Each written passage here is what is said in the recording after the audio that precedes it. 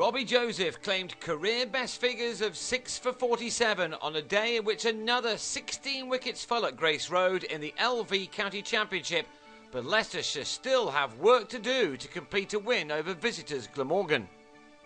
Glamorgan began the second morning on 25 for 5 in their first innings, 224 runs behind, and being asked to follow on looked a distinct possibility after a dreadful start once Joseph had Jim Allenby legged before in the day's third over. Glamorgan were in tatters on 34 for 7 when Joseph, who'd already taken 2 wickets on the previous evening, bowled Mark Wallace with a beauty. 66 runs were still required to avoid that follow-on, and the Welshmen were indebted to Graham Wagg, who batted in a belligerent manner to just about keep his side in this contest. He took the attack back to Leicestershire as the Glamorgan innings followed the pattern of the Leicestershire one, with the lower order coming to the rescue.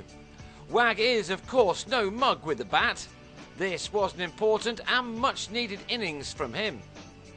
For a while he was well supported by the night watchman Dean Kosker, as the pair, sometimes streakily, added 45 runs for the 8th wicket. But with a total on 79, Kosker's resistance was ended by Nadeem Malik, who had the spinner caught in the slips by Ramnaresh Sarwan for 20. So still the follow-on was a threat, and Wagg had to keep going to ensure that his side avoided being asked to bat again. That he and Robert Croft did before, with a total on 115, Croft gave Joseph, who was released by Kent in the close season, his 5th wicket. And he made it 6 for 47 by finally removing Wagg, who uppercut to Ned Eckersley after making 42. Glamorgan were all out for 124 to trail by 125. And as it turned out, Leicestershire needed that lead. They made a better start than in the first innings when they lost 2 wickets with the first 2 balls, but only 14 runs were on the board when Greg Smith mistimed a pull shot off Hugh Waters to Wagg. Jacques du Toit also avoided both the king pair and the regular one, much to his relief, as Leicestershire looked to take complete control. However, as it was to turn out, only he and Matthew Boyce reached double figures. Boyce scored 11, but was then trapped in front by Allenby. Wagg's fine day continued when he bowled Sarwan with a delicious slower ball for 1 to leave Leicestershire on 41 for 3.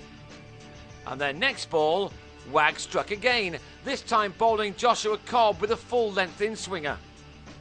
Thanks to Wagg, Glamorgan were back in the match, but Leicestershire knew that one good innings from somewhere would be the difference, and du Toit planned on being the man to supply it. But he needed someone to stick with him. Eckersley couldn't, as he was bowled by Moses Enriquez for 8 at 63 for 5. The lead was closing in on 200 when Wagg got in on the action once again, this time hitting the stumps of Wayne White just before tea. Du Toit then was now the key wicket, but Glamorgan weren't going to get him out by feeding him easy pickings off his legs. A shorter, straighter ball did for him after the break. Ben Wright took the catch to remove du Toit for 40 at 85 for 7, the lead at 210. Claude Henderson then flashed and edged a ball from Waters behind to go for 9, and he was followed in the very next over by Malik, who offered Allenby a simple enough slip catch.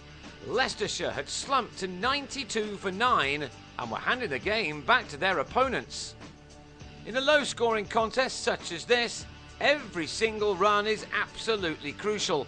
Joseph and Hoggard survived for half an hour in adding 18 important ones before Joseph played a delivery from Allenby back onto his stumps.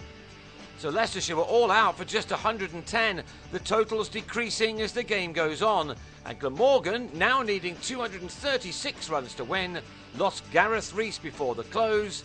Joseph again the wicket taker for his 7th of the match. Some debut. If he can continue his magnificent form into day 3, which will certainly be the last unless the weather intervenes, then Leicestershire should start with a win. Glamorgan will resume on 21 for 1, needing a further 215 runs for a victory themselves.